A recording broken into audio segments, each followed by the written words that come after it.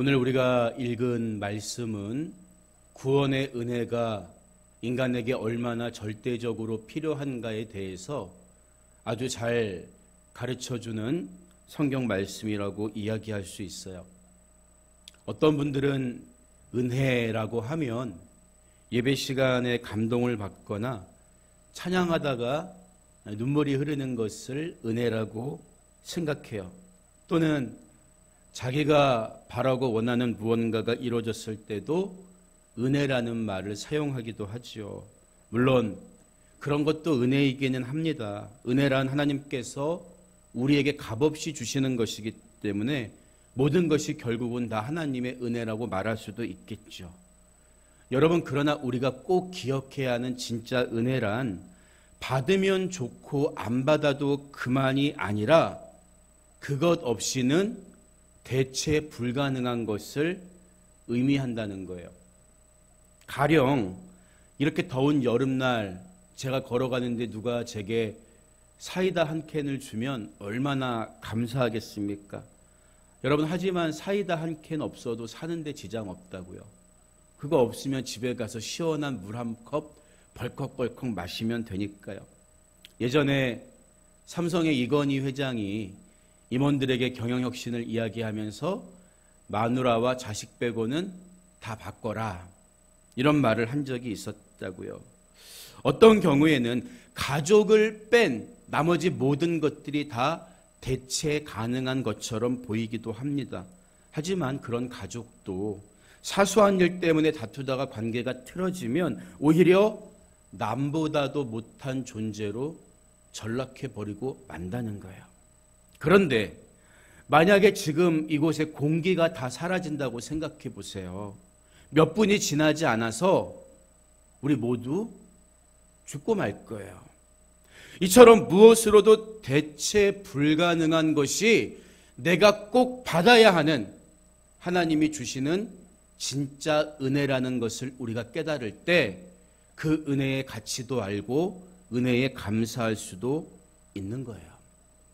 성경이 말해주는 우리가 받은 은혜 중에 대체 불가한 가장 귀한 은혜가 뭘까요? 그게 바로 예수 그리스도이십니다. 받을 자격 없는 우리를 위해서 하나님은 은혜의 그리스도를 그냥 주신 정도가 아니라 우리 죄를 대신해서 십자가에서 잔인하게 제물로 죽임당하게 하신 거예요. 이처럼 하나님이 나에게 베푸신 은혜의 절정에 예수 그리스도가 계시다는 거죠. 그런데 성경은 그런 하나님의 은혜를 경험하기 전 우리 상태를 설명해 주고 있어요. 우리가 전과 후를 알아야 내가 얼마큼 은혜 받고 얼마나 바뀌었는가에 대해서 자각할 수 있지 않겠습니까? 그런데 은혜를 경험하기 전에 우리 모습들이 마치 사형을 기다리는 죄수와 같았다고 표현하고 있는 거예요. 본문 1절을 보면 그는 허물과 죄로 죽었던 너희를 살리셨도다, 이렇게 이야기합니다. 사람들은 흔히 죽어봐야 안다고 이야기해요. 그러나 성경은 은혜 받기 전 우리 모습이 이미 허물과 죄로 죽은 상태였다고 진단하고 있습니다. 여러분, 꽃병에 꽃이 아무리 싱싱해 보여도 열흘을 넘기지 못하고 시들어요. 왜 그렇습니까? 단절되어 있기 때문이에요.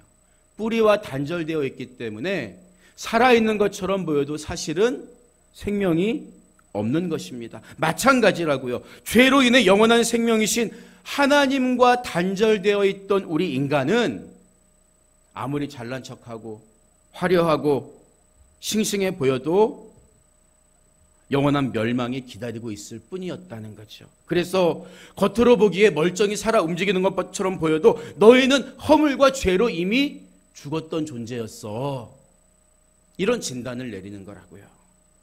계속해서 본문 2절을 보면요, 그때의 너희는, 이 그때는 다 은혜 받기 전을 얘기하는 거예요.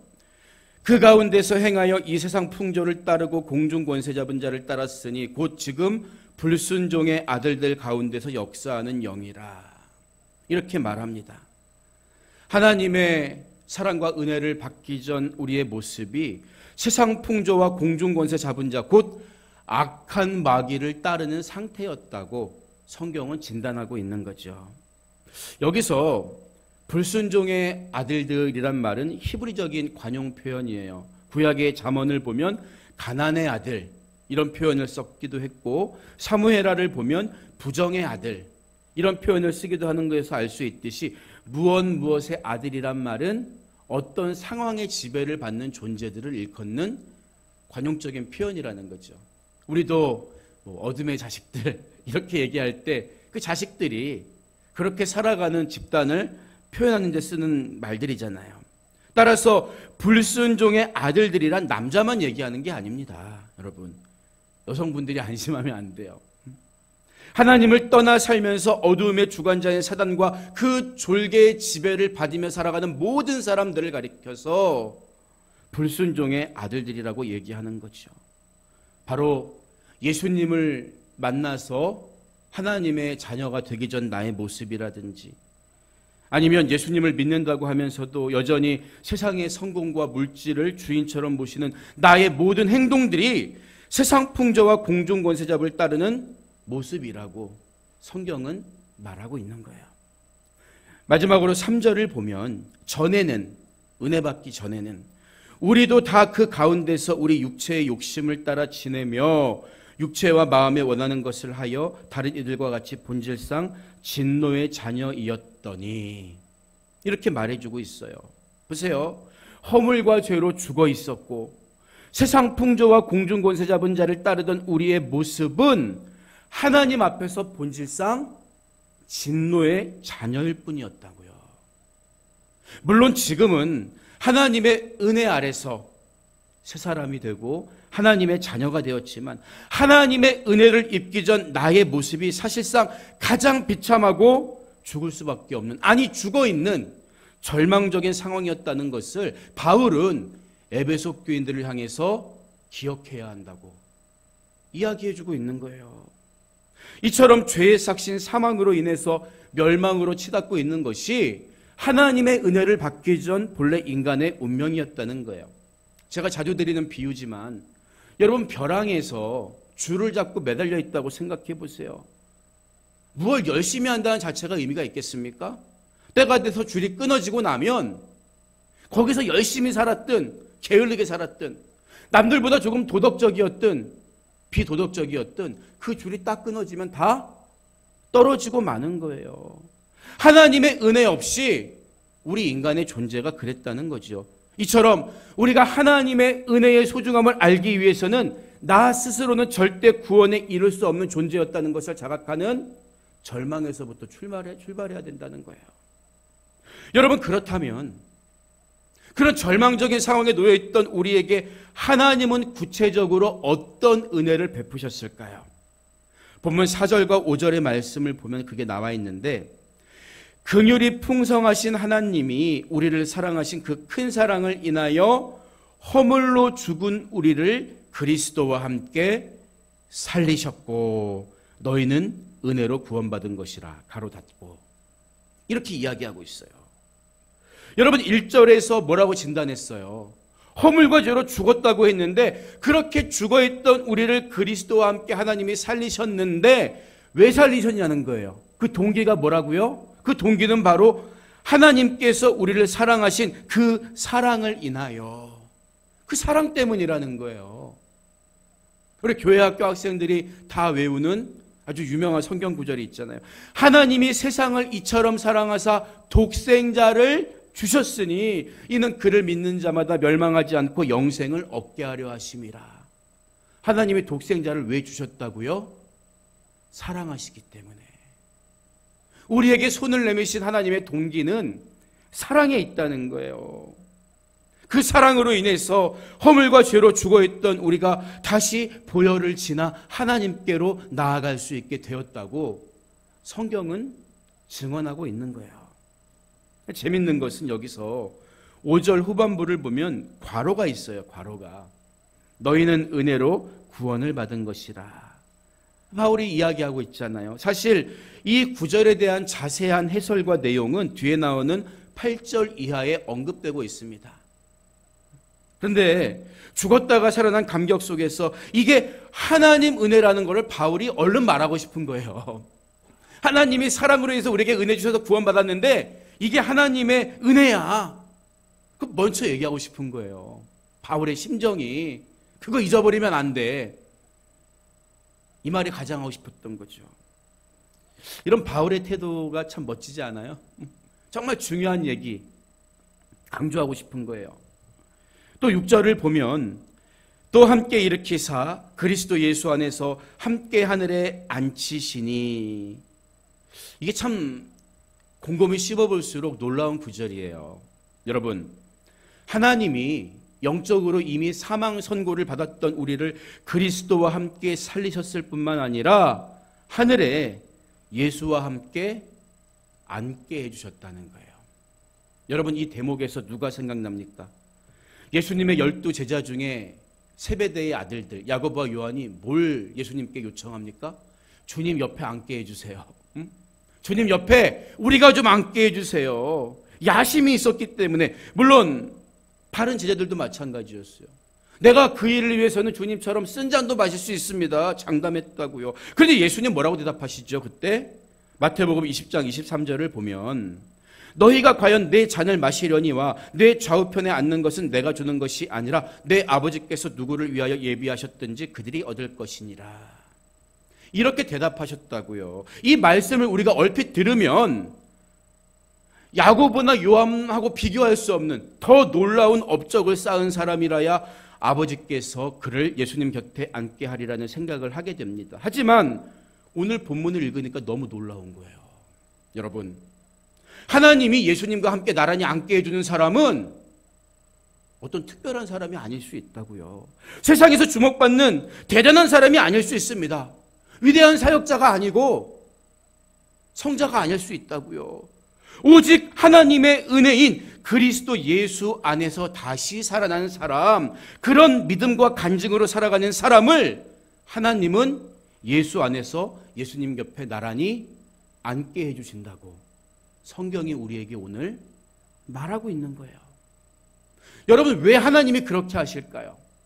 자격 없는 우리를 살리신 것도 황공무지로서이단데 우리를 예수님과 함께 같은 반열에 앉혀주신다는 거예요. 하나님이 왜 이런 은혜와 사랑 베푸십니까? 7절의 말씀을 보면요, 그것은 그리스도 예수 안에서 우리에게 자비하심으로써 그 은혜의 지극히 풍성함을 오는 여러 세대에 나타내려 하심이라. 이렇게 설명해 주고 있어요. 여러분, 잘 생각하세요. 우리에게 은혜를 베푸신 하나님의 동기가 사랑이라면 그 은혜가 드러나는 방식은 풍성함에 있다는 거예요. 하나님은 사랑이세요. 은혜는 풍성해요. 나를 복 주시면 저 사람에게 줄 복이 부족하지 않아요. 주어도 마르지 않는 샘과 같이 하나님의 은혜는 우리 모두를 넘치게 채워주시고도 남는 풍성함에 있다는 거예요. 예수님의 포도원의 비유를 들어보면요, 우리는 하나님 사랑이 너무나 풍성하다는 것을 깨달을 수가 있다고요. 하나님은 이른 새벽에 일찍 온 포도원 품꾼에게도 한 데나리온을 주시고, 해가 지기 전에 와가지고 1시간 겨우 일한 품꾼에게도 똑같은 품삯을 주십니다. 일찍부터 예수님을 영접한 사람에게 구원을 주시지만 십자가에 달려 죽어가는 강도를 구원해 주셔도 그 구원의 은혜는 부족함이 없다는 거예요. 아무리 주어도 마르지 않는 하나님 은혜의 풍성함에 있다는 거죠. 우리를 사랑하신 동기는 사랑이고 그 사랑이 들어가는 방식은 풍성함에 있다는 거예요. 우리가 무슨 자격이 있어서 예수님 옆에 나란히 앉을 수가 있겠냐는 거예요. 나의 삶과 모든 것, 심지어 내 목숨을 드린다고 한들 그 대가로 그 값을 지불해서 주님 곁에 감히 앉을 수가 있겠습니까? 그러나 예수 안에 있는 하나님의 은혜는 풍성하기 때문에, 그 풍성함을 우리에게 알게 하기 원하시기 때문에 누구든지 이 은혜를 동일하게 누릴 수가 있다는 거예요. 이처럼 하나님은 그리스도 안에서 우리를 살리셨고 그리스도와 함께 앉히시고 그리스도 안에 있는 은혜의 풍성함을 오는 다음 세대들에게 전하기를 원하고 계신다는 거죠. 바로 이것이 그리스도인의 영광스럽게 변화된 모습 아니겠습니까? 전에는 어두움이었고, 전에는 죄와 허물로 죽은 존재였고, 전에는 본질상 진노의 자녀였지만 예수 안에서 전과 후가 이렇게 다르다는 거예요. 그리고 이런 맥락에서 이어지는 8절을 보면요, 너희는 그 은혜에 의하여 믿음으로 말미암아 구원을 받았으니 이것은 너희에게서 난 것이 아니요 하나님의 선물이라. 선물이라. 이 선포 앞에 우리는 겸손해지지 않을 수 없는 거예요. 구원은 전적으로 하나님의 은혜이고 하나님의 선물입니다. 인간의 공로가 전혀 없는 거예요. 그저 하나님께서 사랑으로 베푸신 은혜를, 그 선물을 받아 누리기만 하면 되는 것입니다. 여러분, 그런데 왜 많은 사람들이 이 구원의 은혜를 온전히 누리지 못할까요? 너무 쉽고 간단하잖아요. 우리가 보탤 게 없다고요. 은혜로 인해서 이 구원의 선물을 받으면 되는데 왜 사람들이 그걸 누리지 못할까요? 정말 나를 위해 값없이 아들을 주실 수가 있겠어? 그 동기가 사랑이라는 것을 믿지 못해요. 우리가 은혜만 가지고 구원받을 수 있겠어? 그 은혜의 풍성함을 인정하려고 하지 않기 때문이에요. 여기서 우리가 주의해야 될 것이 믿음에 대해 오해하는 분들이 있어요. 여러분, 믿음이 뭘까요? 믿음이. 어떤 분들은 오늘 8절, 본문 8절 후반부를 보면 이것은 너희에게서 난 것이 아니요 하나님의 선물이라, 이 구절에서 이것이 앞에 있는 믿음을 가리킨다고 해석을 해요. 믿음. 믿음으로 인하여 구원을 받았으니 이것이 믿음이라는 거예요. 그래서 믿음도 결국은 하나님이 주시는 선물이다. 하나님이 주셔야 믿을 수 있다. 여러분, 그런데 만약에 그렇게 본다면 결국 하나님이 믿음을 선물로 주는 사람만 구원받게 된다고 생각할 수 있겠죠. 그러면 구원은 애초에 이미 결정되어 있는 거예요. 반대로 구원받지 못하는 사람, 그 믿음을 선물로 못 받으면 구원 못 받지 않겠습니까? 그런 결론까지 이룰 수가 있는 거죠. 여러분, 하지만 적어도 이 본문에서 이것이 가리키는 말은 문법적인 면을 살펴보면 앞에 있는 믿음과는 다른 중성대명사예요. 이해가 잘 안 되시죠? 쉽게 설명을 드리면 헬라어 단어에는 남성 명사와 여성 명사가 달라요. 앞에 붙는 관사도 다릅니다. 그런데 믿음과 은혜라는 단어는 모두 여성 명사거든요. 여성 명사. 하지만 뒤에 나오는 이것은 여성 명사가 아니에요. 남성 명사도 아니고 중성 대명사죠. 따라서 본문에서 말하는 이것이란 어떤 특정한 믿음이나 은혜를 가리키는 게 아니라 앞에 나와 있는 전체 구절, 은혜에 의하여 믿음으로 말미암아 구원받는 것, 이 모두를 가리키는 거예요. 이것이 바로 하나님의 은혜다. 하나님의 은혜 주셔서 내가 그거 믿어서 구원에 이르게 하는 모든 과정 속에 인간이 내세울 만한 것이 없고 오직 하나님이 이끄시고 주관하시는 은혜의 선물이다. 이렇게 얘기하고 있는 거예요. 여기서 우리가 간과하면 안 되는 중요한 사실이 한 가지가 더 있는데, 그것은 은혜에 의하여라는 말에 나타나 있는 것처럼 우리 믿음보다 뭐가 앞서 있다는 거예요? 하나님의 은혜가 앞에 있다는 거예요. 그 은혜가 있기 때문에 우리가 믿는 것이 가치가 있는 것입니다. 우리가 믿음이라는 수단을 통해 구원받을 수 있는 근거는 하나님의 선행적인 은혜, 웨슬리 목사님은 선행적 은총이라고 표현했는데 하나님이 먼저 내민 손이 있기 때문에 이 손을 잡는 우리의 믿음이라는 행위가 의미가 있다는 것입니다.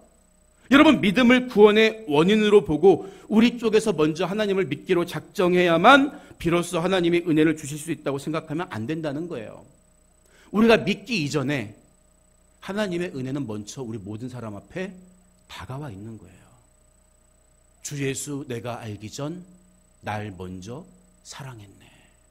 이 고백이죠. 하나님은 이미 모든 사람을 위해서 독생자 예수 그리스도를 이 땅에 보내셔서 우리의 죄를 지고 죽게 했어요. 하나님의 세상을 이처럼 사랑하사 독생자를 주셨다고 성경은 말하잖아요. 그래서 나의 믿음이나 우리의 죄보다 우리를 향한 하나님의 은혜와 사랑과 용서, 곧 하나님의 선행적인 은혜가 우리에게 먼저 주어져 있었기 때문에 그것을 바라보고 믿는 우리의 믿음이 의미가 있다는 거예요. 여러분, 그러면 우리 믿음은 아무 가치가 없는 걸까요? 아무것도 아닌 걸까요? 절대 그렇지 않습니다. 여러분, 선물은 주는 사람이 있고 받는 사람이 있어요. 그게 선물이요. 내가 아무리 좋은 거 사가지고 가지고 있어도 이 사람이 안 받으면 이게 선물이라고 할 수 없는 거야. 애물단지지. 여러분이 누군가에게 선물을 준다고 생각해 보세요. 좋은 거 골라서 값을 지르고 포장을 잘해요. 그리고 기쁜 마음으로 건네주지요. 그러면 여러분이 선물을 주려고 하는 그 사람이 할 일은 뭡니까? 그게 뭐예요? 받는 거예요. 감사함으로 받는 거예요. 아무리 좋고 귀한 선물도 안 받으면 소용이 없죠. 여러분, 믿음이란 하나님이 우리에게 주시는 구원의 선물을 내가 받는 것과 같습니다. 하나님은 예수 그리스도를 이 땅에 보내셔서 누구든지 저를 믿는 자마다 영생을 얻게 해주시겠다고 미리 약속하신 거예요. 그래서 우리 믿음이 의미가 있는 거죠.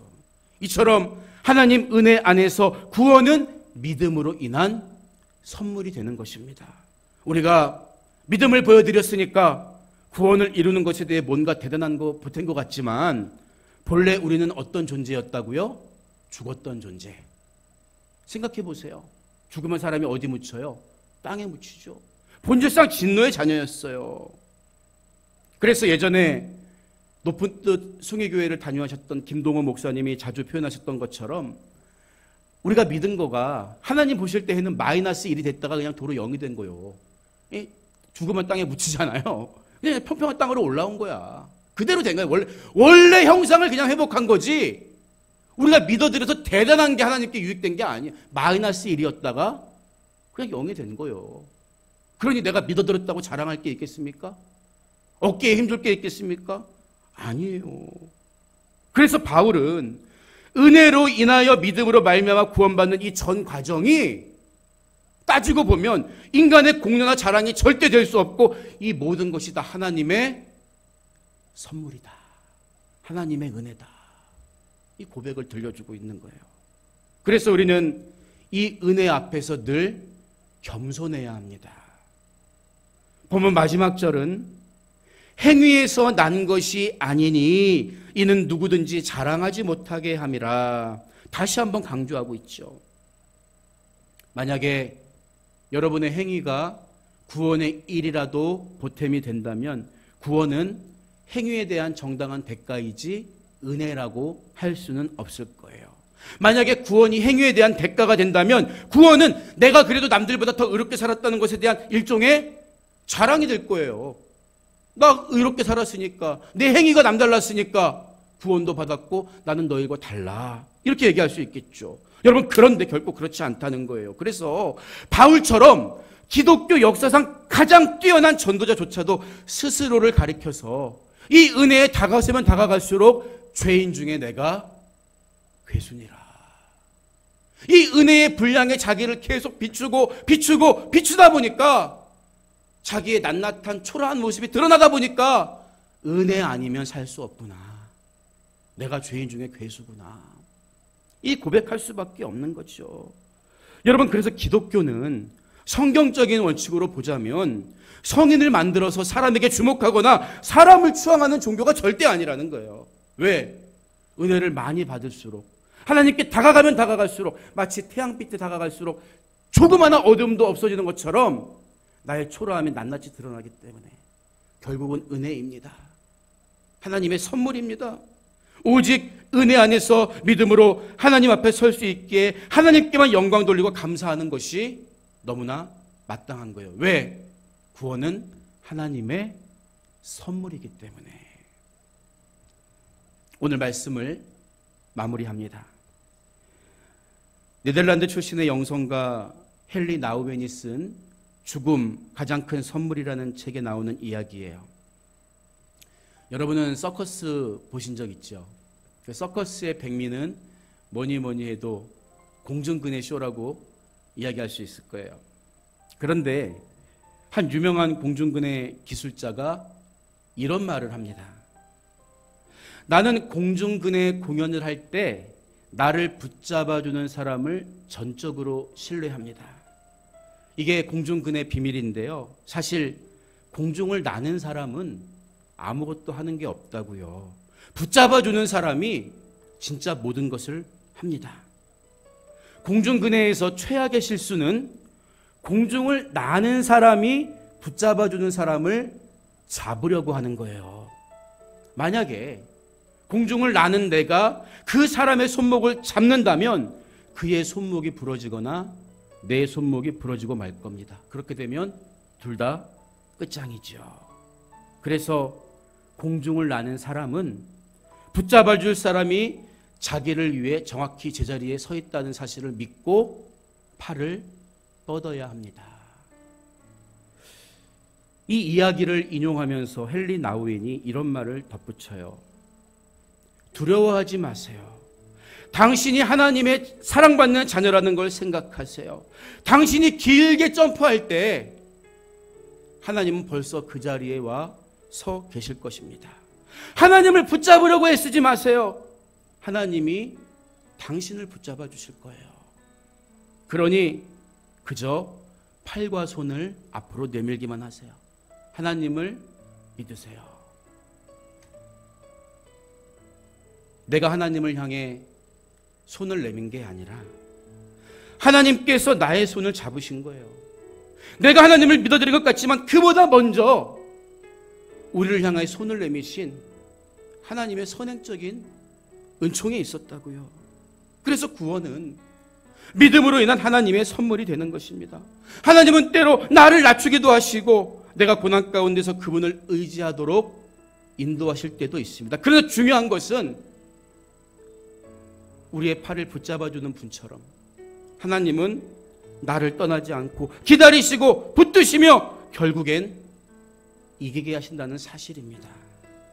나의 죄와 허물보다 앞서 있는 하나님의 사랑과 은혜를 기억하고 의지하면서 언제나 구원의 은혜에 합당한 삶을 살아갈 수 있는 여러분 모두가 되시기를 주님의 이름으로 축복합니다.